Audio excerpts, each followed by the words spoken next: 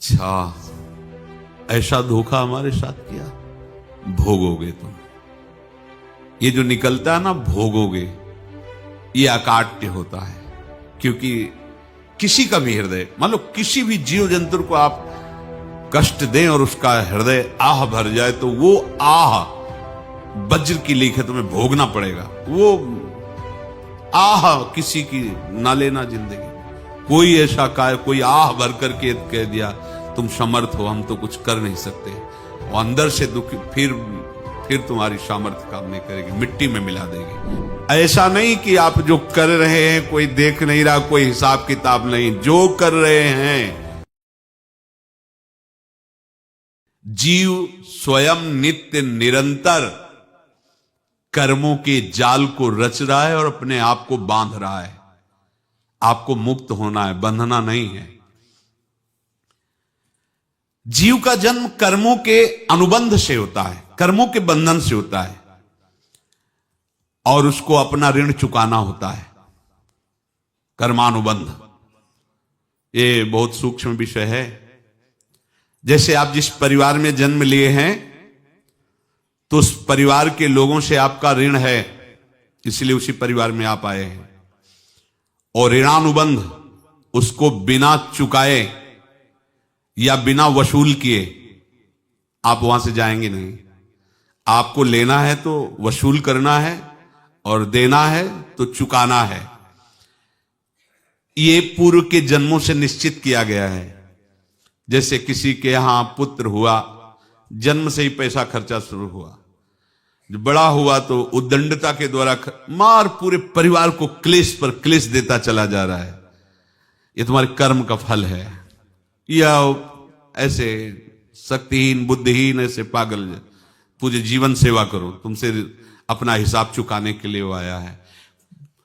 अब परिवार के जो सदस्य जुड़े आके, मतलब पत्नी आते ही पूरी हृदय में आनंद, परिवार में आनंद, और जीवन भर वो आनंद ही सुख देने के लिए उसका जन्म हुआ। वो अपना ऋणानुबंध मुक्त, और आते ही भयंकर क्लेश खड़ा कर दिया, बीच में दीवाल और झगड़ा वैसा, फिर अतरे दिन मारपीट शुरू, कलह अशांति, पूरा जीवन नरक हिसाब करने आए। यहां ऋण चुकाए बिना कोई जा नहीं सकता, ऋण चुकाना पड़ेगा। किसी का ऋण वसूल करना है तो किसी को ऋण चुकाना है, दोनों काम करने होते हैं। अनेक जन्मों में अनेक लोगों के साथ हमने जो बर्ताव किए हैं, अच्छे या बुरे, वो होंगे। अब किसी आदमी को हम जानते नहीं, अचानक मिला, अचानक टक्कर लगा और मार पीट गाली गुप्ता सब कर दिया, चुपचाप सह लो। क्यों?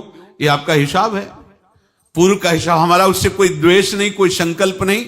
अचानक घटना घटी और हमसे द्वेष करने लगा, हमें पीटने लगा, हमें गालियां दे, ये हिसाब है, चुपचाप सह जाओ। अपने घर का भाई ही भारी दुश्मन बन गया और क्लेश दे, हिसाब है। एक प्रभुदत्त ब्रह्मचारी जी की वाणी में पढ़ा था, एक महात्मा जी भ्रमण करते थे, तो उस समय असरफियां चलती थी, मोहरे असरफियां, तो उनको भेंट में देते लोग। तो या तो ठाकुर सेवा में लगे तत्काल, या संत सेवा में तत्काल लगे, उसका संग्रह करके डोलना ये ठीक नहीं है बैरागी के लिए, सिद्धांत में ये ठीक नहीं है। तो जब 2, 4, 6, 8 ऐसे मोहरे हुई, तो उन्होंने विचार किया कि और भ्रमण करके जब काफी मोहरे हो जाएंगी तो प्रयागराज में जब कुंभ पड़ता है, एक बार पूरे सब अखाड़े के संतों को, अलग अलग संप्रदाय सब संतों को बुलाएंगे और सबको पवाएंगे। अब साधु है तो यही विचार करेगा, और क्या विचार करेगा। तो उन्होंने ऐसे डंडा बनवाया, बेंत, जो ऊपर से चूड़ीदार और भीतर पोला, और मोहरे उसमें डालते गए। और भ्रमण, जहां जहां श्रद्धालु भगत थे सबके यहां जाना और इच्छा रखना कि एक मोहर तो दे दे दक्षिणा में। कामना कोई भी हो वो बांधती ही है, ध्यान रखना। इसीलिए प्रभु जो चाहे वो करे, अपनी चाह नहीं रखनी चाहिए, अपनी चाह प्रभु की चाह में मिला देनी चाहिए। धीरे धीरे वो छड़ी भर गई, भ्रमण करने वाले महात्मा चूड़ी लगाई, इंतजार करते रहे। जब प्रयाग का कुंभ पड़ा तो चले। तो रास्ते में एक गांव में पूछा जाता है, जैसे कहीं रुको कि कोई श्रद्धालु ऐसा है जो संत सेवी है। तो कुछ लोगों ने बताया, हाँ एक परिवार है बहुत संत सेवी है और आपको मिलाते हैं उनसे। हाँ ये महाराज घर में रुका, खूब अच्छा हलवा पूड़ी पवाया और जो घर के मालिक थे चरण दबाए। चरण दबाते दबाते उनकी दृष्टि पड़ी उस डंडे पे, इतना मोटा और ऊपर से कुछ चूड़ी सी भी नजर आ रही, इस डंडे में तो कोई रहस्य है ही है। अब महात्मा जी को खवा पिला के सुला दिया। महात्मा जी जब सो गए तो पत्नी से धीरे से कहा, वो डंडा लाओ बाबा जी का डंडा। वो चूड़ीदार जो ही खोला पलटाया तो सैकड़ों मोहरे। ऐसे संत रोज पधारे भगवान, तुम आनंद हो जाए फिर क्या। पत्नी से कहा नाप के कंकड़ लाओ। वो तो महात्मा जी तो खाए खीर पूड़ी, आराम से सो रहे। रात में पूरी प्लानिंग करके उसमें कंकड़ भर के चूड़ी लगाकर सिराने रख दिया, सारी मोहरें हटा ली। महात्मा जी आराम से छड़ी उठाए तो वजन पक्का। वैसे बड़े लोग चतुर होते हैं, पर ये नहीं जानते कि कर्म कितना भयानक होता है। और उनकी कोई संतान नहीं थी, पर धन में इतना प्रेम उनको था। बहुत सावधान। साधु महात्माओं के पास जो अर्थ है, गृहस्थी अगर आता वहीं से है, पर अगर उसको जोर जबरदस्ती या किसी छल कपट से, तो वो उसका विनाश ही करता है। आज तक का प्रमाण है। अब उनको ये भाव पता नहीं होगा, या पता होगा तो लोभ के कारण वो उसको मान नहीं पाए होंगे। महात्मा जी गए प्रयाग में, किसी अखाड़े पर रुके और वहां प्रार्थना की कि कल जो है संपूर्ण अखाड़ों का निमंत्रण किया जाए और सब संतों को भोग पवाया जाए और उनको दक्षिणा भी दी जाए। महंत ने सोचा कि बहुत बड़ा है तो उत्सव है, क्योंकि प्रयाग में कितने हजारों संत महात्मा सब। तो उनका महाराज बोरों इसमें चीनी और टीनों घी लगेगा, सब व्यवस्था। बोले आप मंगाइए, एक एक हिसाब हम करेंगे, हमारे पास सब व्यवस्था है। बोले कुछ तो पहले दे दो, वो इकट्ठे देंगे हम। उनको था कि अगर हम छड़ी खोला और दो चार मोहरे दी, किसी को पता लग गया तो गड़बड़ हो सकती। बोले हम भंडारे के समय आखिरी में सब कुछ आपको दे देंगे। ठीक है। वो अपने पास से पैसे लगाकर खूब जितना सामग्री सब लाए, लाखों की, और सब संतों को निमंत्रण कर दिया। संत जन निमंत्रित हो गए, भंडारा बन रहा है। तब वहां के महंत है और उनका देखो भंडारा भी बन रहा है, संतों को निमंत्रण। अब आप अर्थ की व्यवस्था कीजिए, क्योंकि इतनी बड़ी हमारी सामर्थ्य नहीं थी जितना हमने किसी तरह हमने व्यवस्था की। अब मुझे अर्थ चाहिए, तभी आगे की व्यवस्था बढ़ेगी। संतों को दक्षिणा देंगे और जिनसे अर्थ लिया उनको दे। देखो रसोई बन गई है सब। उनका छत में विश्वास नहीं तो ये अभी चूड़ी खोली। उनको तो था ना कि मोहरे हैं, कंकड़। तो अब जैसे कितना उनको सदमा लगा होगा, हजारों संतों का निमंत्रण, रसोई बन, मतलब संत हो के छल कपट। तो उनका महाराज आपने तो हमारा नाश कर दिया, जो महंत थे। अब बताओ रसोई बन गई, संत निमंत्रित हो गए और आप ये कंकड़ दिखा रहे हैं हमको। आपने तो हमें बर्बाद कर दिया, हमारी इतनी सामर्थ्य नहीं थी, आप पहले बता देते। संत होकर ऐसा छल कपट। अब वो बोले तो क्या बोले, क्योंकि उनको पता था कि मोहरे हैं इसमें। अंदर से उनका चिंतन गया उसी सेठ के पास, अच्छा ऐसा धोखा हमारे साथ किया, भोगोगे तुम। ये जो निकलता है ना भोगोगे, ये अकाट्य होता है। क्योंकि किसी का भी हृदय, मान लो किसी भी जीव जंतु को आप कष्ट दें और उसका हृदय आह भर जाए, तो वो आह वज्र की लेख है, तुम्हें भोगना पड़ेगा। वो देखो भीष्म जी को भोगना पड़ रहा है ना। सांप को ऐसे धनुष की नोक से उठाया और बंबूल के कांटों के ऊपर फेंक दिया, कई दिन तक शेदा हुआ, वो आह भर करके मरा। तो आपको 6 महीने बाणों की सैया पर आह किसी की ना लेना जिंदगी में। कोई ऐसा कोई आह भर करके कह दिया तुम समर्थ हो, हम तो कुछ कर नहीं सकते। और अंदर से दुखी, फिर तुम्हारी सामर्थ्य काम नहीं करेगी, मिट्टी में मिला देगी। फिर ये तो संत थे और भगवत आराधना के लिए, संत आराधना के लिए ही ऐसा किए हुए थे। अब इनका कैसे मुंह दिखाएं? अब क्या करें? सुबह संत जन आएंगे, सबके बीच में हमारी कि देखो इन्होंने, अब क्या करें? गए और संगम में जाके छलांग लगाई, अपने प्राण त्याग दिए। अब उनके तो पास मोहरे थी और व्यापार बढ़ा, और 9-10 महीने बाद ही लड़का हुआ। अब तो उनको कि संत फलीभूत हो गया। देखो व्यापार चल रहा, लड़का नहीं होता था, लड़का भी हो गया। बड़ा आनंद छा रहा है। जब से वो प्रकट हुए और धन की वृद्धि शुरू हो गई, पढ़ाई लिखाई में उनके खर्चा हुआ सब, बस बीमारी शुरू हो गई उनके शरीर में। अब उसमें पैसा जाना शुरू हुआ। इतने आसक्त तो वो दोनों हो गए कि कुछ भी हो, व्यापार ठप, संपत्ति बेचना शुरू। तो उन्होंने कहा कि बेटा मैं क्या कर सकता हूं तुम्हारे लिए? बोले हमारी अंतिम इच्छा है, प्रयाग चलो और जितने प्रयाग में संत महात्मा सबको एक बार भंडारा करवाओ। हमारी इच्छा अंतिम है, क्योंकि अंतिम यही इच्छा थी। तो बोले अब ज्यादा संपत्ति तो नहीं रह गई। तो बोले घर बेच दो, मेरे लिए ही तो है, बेच दो। मुझे लगता मैं बचूंगा नहीं, पर मेरी अंतिम इच्छा पूर्ण कर दो। घर बेच दिया, जेवर बेच दी। वहां गए, जब संत सेवा की तो बोले मुझे संगम तक ले चलो। संगम तक ले गए और बोले समझे तुम चुराए थे और हमने उसको छीना है, कुछ नहीं रह गया तेरे पास कुछ, अब केवल ममता और आसक्ति में जलकर मर और नरक प्राप्त कर। मैं वही महात्मा हूं जिसकी तूने मोहरे ली थी, शरीर छोड़ दिया। महात्मा को जन्म लेना पड़ा और इनको दुर्गति भोगनी पड़ी।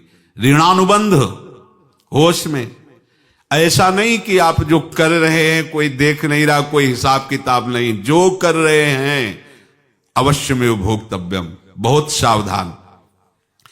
अनेक जन्मों में अनेक लोगों से जो कुछ लिया दिया है, इस लेने देने को मिटा देने के बाद ही तुम मुक्त हो गए। इसीलिए एक उपाय है, लेना न देना मगन रहना। क्या? मालिक को समर्पित हो जाओ, मालिक को अपना माना हुआ समर्पित कर दो, खत्म। अहम त्वाम स्वरूपापेभ्यो मोक्षयिष्यामि, सब खत्म। आगे पीछे लेना देना सब खत्म। एकादश स्कंद में भगवान श्री कृष्णचंद्र जी ने कहा, जो मेरे चरणों का आश्रय लेकर भक्त मेरा भक्ति करता है, उसके पितृ ऋण, मातृ ऋण, देव ऋण, ऋषि ऋण, सब ऋणों से मैं मुक्त कर देता हूं। बस यही एक उपाय है जो इसके बंद करने का उपाय भक्तों के लिए है। वो यही है, भगवान की शरण में होकर अपना माना हुआ पूरा भगवान के अर्पित कर दो। अर्पित करने का तात्पर्य उसमें अहम हटा दो। तो दियम वस्तु गोविंदम तुभ्यमेव समर्पय। जिनसे तुमने सेवा करवाई है उनकी सेवा करनी पड़ेगी। जिनसे तुमने जो कुछ लिया है उनको देना पड़ेगा। ये लेने देने का व्यापार जब तक समाप्त नहीं होगा तब तक तुम्हारा जन्म मरण चलता रहेगा। अब आपको यहां समझना है, यदि आपसे किसी ने पैसे लिए बेईमानी करके नहीं दे रहा है तो आप उसको गाली मत दीजिए। आपने बेईमानी की थी इसलिए आपकी बेईमानी हुई है, ले गया, कोई बात नहीं है, बंधन से मुक्त हुए। जो बोझा था चला गया। उसको ऐसा ना देखे कि ये बेईमान हमारे रुपए मार लिए, अब जो कुछ होगा देखेंगे। अगर आप आगे नया कुछ करते हैं तो फिर आगे का हिसाब आपको भोगना पड़ेगा, ध्यान रखना। ऐसा नहीं है कि आपको भोगना नहीं पड़ेगा। एक ही उपाय है कि अब जो शरीर धारण किए इसी में जो भोग ले, आगे ना होना चाहिए। तो क्या करे? सर्वतो भावेन भगवान की शरण ले ले। ये तो सर्वाणि कर्माणि मयि सन्न्यस्य मत्पराहा अनन्ये नैव योगेन माम ध्यायन्तु उपासते तेषाम् अहं समुद्धर्ता मृत्यु संसार से। ये बड़ा कठिन है पार होना, कोई छोटी मोटी बात है। एक महात्मा बाल्यावस्था से भजन करते थे, शालिग्राम भगवान पास रखते थे और उन्हीं की आराधना करके बस पाठ, नाम, जप और भ्रमण करते थे। यौवन अवस्था थी, गंगा जी के किनारे अपने ठाकुर को विराजमान करके स्नान करने के लिए कपड़ा ही उतार रहे थे कि 90 लोग आ गए, भाला तलवार सब लेकर, मारो मारो इसको मारो, घेर लिया। तो उन्होंने हाथ जोड़कर कहा हमने क्या अपराध किया, कोई सुन ही नहीं रहा। तो उन्होंने कहा मार तो डालोगे ही आप 90 लोग, हम कोई अस्त्र शस्त्र तो लिए नहीं, एक बार हमें गंगा में डुबकी लगा देने दो और अपने ठाकुर को स्नान करा देने दो, फिर इसके बाद आप मार देना। भगवत इच्छा से वो लोग रुक गए, स्नान किया और अंदर से प्रार्थना की, प्रभु ये क्या लीला है आपकी, आपके सिवा मेरा कोई है नहीं और ये मुझे मारना चाहते हैं। तो भगवान ने जानते हो क्या कहा उनके अंतर में, तुम मेरे में ध्यानस्थ हो करके शरीर को छोड़ो, ये लोग मारेंगे। ये मेरे भजन का फल है कि तुम्हें 90 जन्म नहीं लेना पड़ेगा, एक ही जन्म में 90 मिलके, तुमने 90 हिंसा की थी पूर्व में, तो तुम्हें 90 बार जन्म लेना होता और एक एक करके मारते। ये मेरे भजन का प्रताप है कि एक बार में ही 90 का हिसाब हो जाएगा। तुम आंख मूंदो, मेरे ध्यान में मगन रहो, मेरे प्रताप से तुम्हें कोई चोट नहीं होगी और स्वाभाविक मूर्छावस्था में प्राण तुम्हारे छूट जाए। ऐसा ही हुआ, ऐसा हुआ। तो ये बात समझ लो कि ये जो कर्मानुबंध है, ऋणानुबंध है। आप देखो, अगर शाप महात्माओं ने दिया कि तुम्हारे वंश का इससे विनाश होगा, तो भगवान भी परम धाम जा रहे तो उसी कील से, बाण की नोक में जो मछली लील गई थी छोटा कण, उसी से की नोक बनाई और उसी नोक को प्रहार किया। भगवान के श्री चरण में वही बाण की नोक लगी और भगवान स्वीकार किया ना। भगवान का बड़ा लीला विचित्र है। अगर छुप करके उधर रामावतार में बात, तो इधर ऐसे स्वीकार किया है भगवान ने। ऐसा कहीं नहीं दिखाया कि मैं भगवान हूं तो मैं अपने लिए, ऐसा नहीं दिखाया। नारद जी का हित किया पर नारद जी ने शाप दिया तो भगवान ने स्वीकार किया। बंदरों ने ही सहायता की, जैसा बोले थे वैसा। ये लीला इस शरीर में भोगनी पड़ेगी। हाँ, ज्यादा को कम में भुगता देंगे, पर अब अगला शरीर ना मिले, इसके लिए सर्वतो भावेन भगवान के आश्रित हो जाए। जैसे आपने दुकान फैला रखी है तो उसमें दो काम होते हैं, लेना और देना। किसी को उधार दिया है तो हमें उसे लेना है, और कोई नगद देकर सामान ले रहा है तो उसे सामान देना है, या उधार लिया है तो हमें उधार देना है। अब अगर दुकान बंद करनी है तो तुम्हें देने वालों पर जोर देना है, लेने वालों पर जोर नहीं। लेने वाला तो जाओ हम क्षमा किया, समर्पित किया, हमारा कोई संबंध नहीं, खत्म हो जाए, वो खुशी हो जाएगा। लेकिन देने वाला तुम अगर दुकान भी उठा दोगे तो जहां भी रहोगे तुम्हारे पास वो आएगा, लाइए हमारा। तो देने पर नजर रखिए, जिसका जिसका हिसाब है वो आपके सामने आता जाए, हटाते जाओ। लेने पर नजर मत रखिए और दुकान फौरन उठा दीजिए, नहीं अगर लेते देते रहे तो चलता रहेगा। आगे चलकर कुछ लेना न देना, मगन रहना बस अपने प्रभु के चिंतन में। अब हम कैसे जाने कि किसको क्या देना है, हमें क्या पता? तो हम पूरा हिसाब जिनको पता है उनको दे देते हैं, समझ रहे हो? उनको पता है क्या लेना है क्या देना है, तो इनके पास पहुंच गए, सरकारी हिसाब से सब बराबर कर देंगे। हमको अपनी जिम्मेवारी इनकी चरणों में समर्पित कर देना है, तभी हम जीवन मुक्त होंगे। ये रहस्य की बात है। प्रभु कह रहे हैं, यस्य सर्वे समारंभाः काम संकल्प वर्जिताः ज्ञानाग्निदग्ध कर्माणं तमाहु पंडितम बुधाः।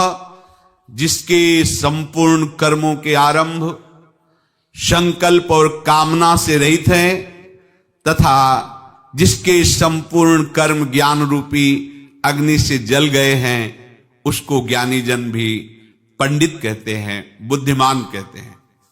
पूज्य श्री भाई जी महाराज कह रहे हैं, जैसे वहां ज्ञानाग्नि से दग्न कह रहे हैं, तो अपने वृंदावन वासियों का प्रेमाग्नि से सब कर्म संस्कार दग्न होते हैं। जिस समय आपके हृदय में भगवत प्रेम का प्रादुर्भाव होगा तो लेश मात्र कभी तुम्हें दुख नहीं भोगना पड़ेगा। प्रेम का प्रादुर्भाव होते ही दुख का नाश हो जाता है। महासुख। जब प्रेम का प्रादुर्भाव होगा तो समस्त पाप भस्म हो जाते हैं, अशांति नष्ट हो जाती है, संसार ज्वाला स्पर्श भी नहीं कर सकती है। जब भगवत प्रेम का प्रादुर्भाव होता है तो हो सकता है उस उपासक के जीवन में दुखों का पहाड़ टूट पड़े, परिवार खिलाफ, शरीर रोगी, अव्यवस्था, बहुत बहुत कुछ, सब कुछ। कह रहे हैं इतना सब होने पर भी उसके हृदय में कोई भी दुख नहीं होता। ऐसा सामर्थ्यशाली भगवत प्रेम है। भगवान के चरणारविंद का जिसके हृदय में प्रेम है, भारी से भारी दुख भी उनको विचलित नहीं कर सकता।